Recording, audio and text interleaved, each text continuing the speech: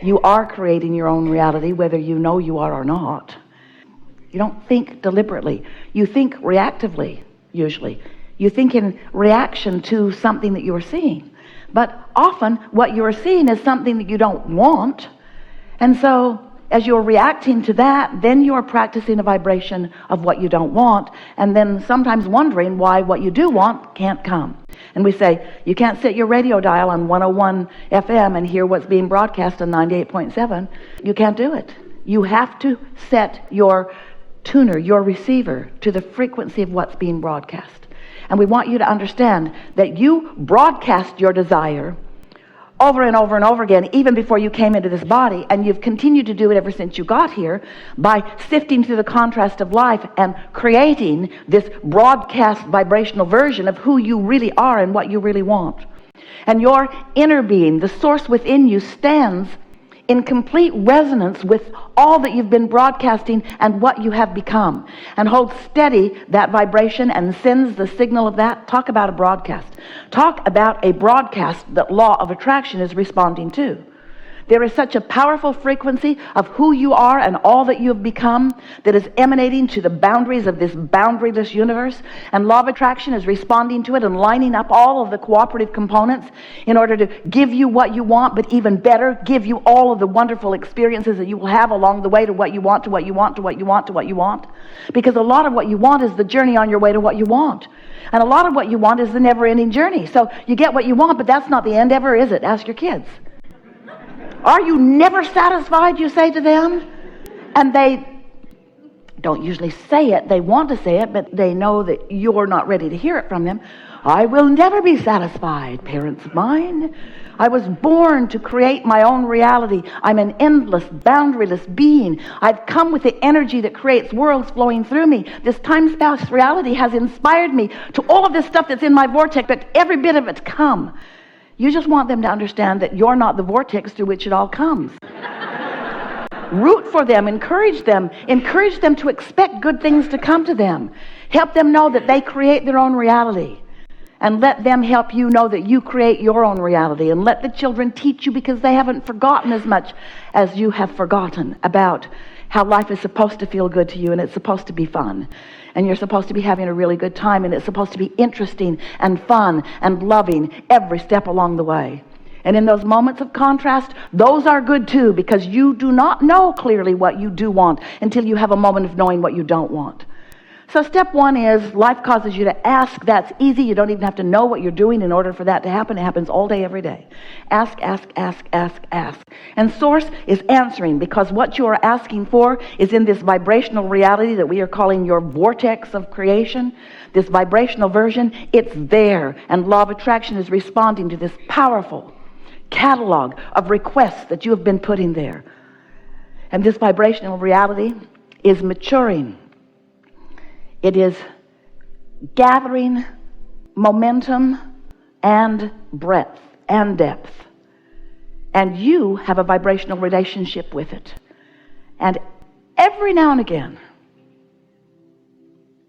when you're not complaining about something that isn't happening, you may accidentally find yourself in the receiving mode of what has been gestating in this vortex, and you then get an idea. Oh, an idea, a feeling of desire. You know how that feels, don't you? Whew, before you kill it with your doubt, or before you remember that you've wanted it before. In other words, whoosh, there it is. Ooh, receiving mode. So the key to deliberate creation is to get into the receiving mode, accidentally or on purpose, but to know when you're there, to recognize what it feels like to be in pure vibrational concert with that source energy, with your own creation. That's what step 4 is. The mastery of acknowledging what the receiving mode is and being able to get there when you want to and stay there because you like it. And then there's step 5. Step 5 is our favorite step. That's where you go back to step 1 and you're not mad at yourself. Step 5 is where you acknowledge that this is the process of life and that you're going to be sifting and sorting, and you're going to know what you don't want often before you know what you do want.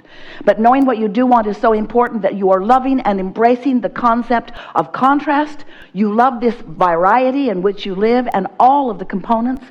So many magnificent people here to co-create with you.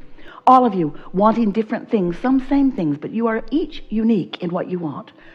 And none of you would be a fraction of who you now are if it weren't for the others who are varied from that which you are. Most humans are running around looking for people to agree with them, to sort of support them in their desires.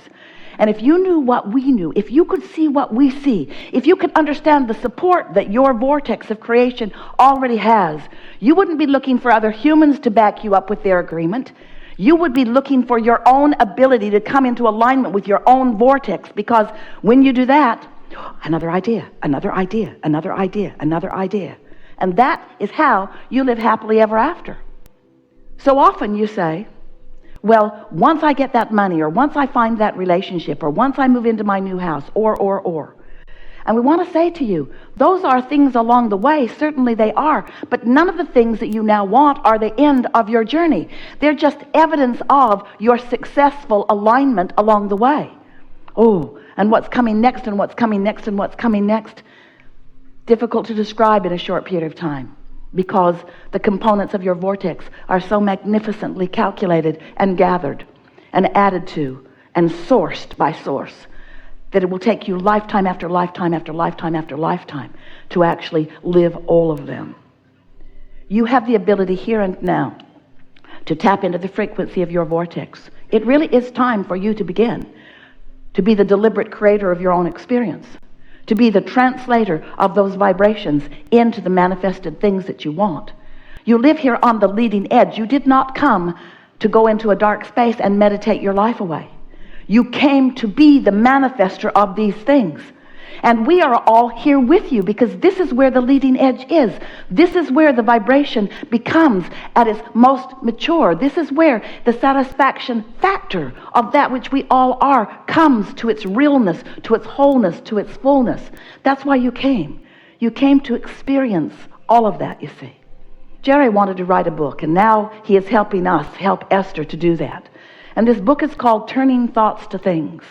And what it is about is this vibrational reality and how it is in the state of becoming. And that it becomes a vibration, and then if you're in the receiving mode, it becomes your thought. And if you are a master of holding your vibration where you mean to do it, if you care about how you feel and you are using your guidance system successfully, so that you are mastering the holding of that vibrational frequency, then you get to witness the next thought and the next thought and the next rendezvous and the next coupling and the next and the next and the next, until in time, part of what you've been asking for will come to fruition.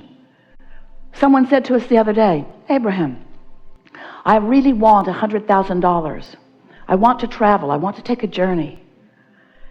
And we said, so here's this $100,000 that you want to be in place so that you can give yourself permission to begin your journey. But what we want you to understand is that your journey began long before that manifestation of that $100,000. Your journey began with the pieces that you put into the vortex, and it continued as your vortex gestated, and law of attraction and the inner being within you added to it. And law of attraction brought cooperative components. It was already underway, and when you received that idea that you said, oh, I desire this, that was the journey too, and the next, and the next, and the next, and the next. But when you say, my journey doesn't begin until I get over here, till I meet my mate, or until I get my house, or until I get that job, or until, then you are negating, you are slowing it down. If you can allow yourself to feel the momentum of the journey before it is something that is tangible, then you will stop slowing your manifestations down. Now that was the most leading edge conversation that we've ever had with any group. We want you to understand that this manifestation that you think you need, if you're waiting for the manifestation before you're excited about what comes before it, that manifestation won't show up. You've got to be excited about being happy about the idea of prosperity. You've got to be happy about the idea of prosperity, or you can't be prosperous. You cannot be angry that you are not prosperous and ever be. You cannot be discouraged on a consistent basis. You can't be more about the bills and the debt. You can't be jealous of those who are prosperous, or angry at those, or mad at yourself for not being. You can't be mad at your parents that they didn't leave you an inheritance, because they left you an inheritance beyond anything that we can even find physical words to describe. It's time for you to cash in your vibrational currency. It's time for you to accept that your vortex is ripe and rich. It's time for you to become the vibrational being that you are. It's time for you to care about how you feel. It's time for you to understand that how you feel matters a lot. It's time for you to foster those good feelings. It's time for you to lean toward positive rather than negative. It's time for you to let the momentum of your experience be about praise, not criticism. Is it? Is the momentum of your experience about praise? Is it about positive expectation? Well, we want you to know something that you may not know, because you might have just had a run-in with someone and they might have convinced you that you are the scum of the earth right now. And you might not be feeling very good about yourself for whatever reason. But we want you to know something that we know about you. We know about your true momentum. We know the momentum of who you really are. We know the momentum of blessedness and worthiness that you came into this experience with, and still that is the dominant momentum that is you.